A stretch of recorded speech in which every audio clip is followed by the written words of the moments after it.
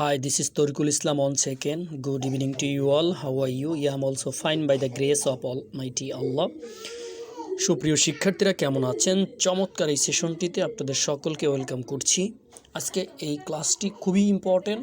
আশা করছি পুরনো ক্লাসের সাথে এই ক্লাসটিও আপনারা চমৎকারভাবে গ্রহণ করবেন এবং পাশাপাশি প্র্যাকটিস করবেন। তাহলে চলুন আজকে সরাসরি ক্লাসের মধ্যেই প্রবেশ করি। Late get started.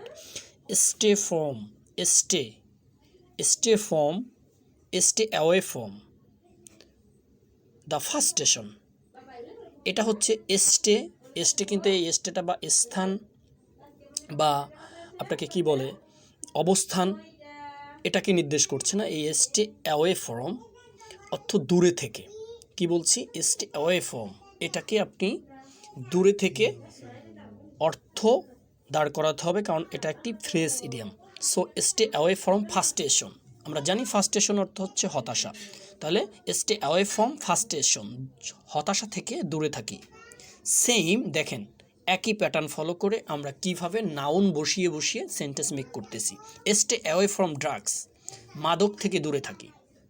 আশা করছি বুঝতে পারছেন। দেখেন প্রথম সেন্টেন্সটার সাথে কিন্তু দ্বিতীয় সেন্টেন্সটার সেম একই প্যাটার্ন, বাট আমরা কি করেছি? নাউন চেঞ্জ করেছি শুধু।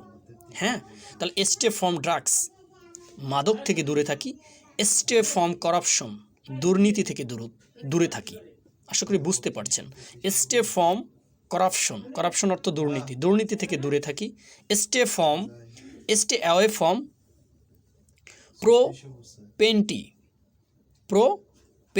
প্রোপেনিটি অর্থ হচ্ছে অশ্লীলতা।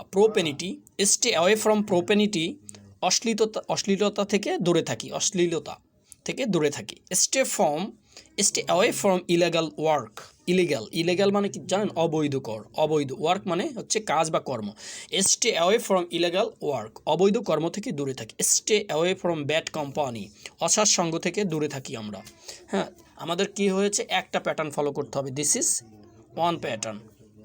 একটা প্যাটার্ন ফলো করে আমাদের শুধু নাউন পরিবর্তন করে চমৎকারভাবে আমরা কিন্তু এই সেন্টেন্সগুলো মেক করতে পারবো। সহস্রাধিক সেন্টেন্স মেক করা সম্ভব জাস্ট এই একটা রুল ফলো করে। স্টে অ্যাওয়ে ফ্রম ওয়েস্ট তো আমরা জানি অপচয় থেকে দূরে থাকি। আশা করি বুঝতে পারি। স্টে অ্যাওয়ে ফ্রম এটা হচ্ছে দূরে থাকি বা দূরে থেকে, এরকম। ফর্ম মানে হতে, কিন্তু এখানে মানে আপনি আপনার মতন করে বুঝতে হবে না। যখন আপনি স্পোকেনে প্রবেশ করবেন তখন কিন্তু অর্থের ভিন্নতা দাঁড়িয়ে যাবে। একই শব্দের বহুবিধি ব্যবহার রয়েছে, সেগুলো আসবে। সুপ্রিয় শিক্ষার্থীরা, আজকে ক্লাসটি বেশি বড় করব না, এখানেই শেষ করছি।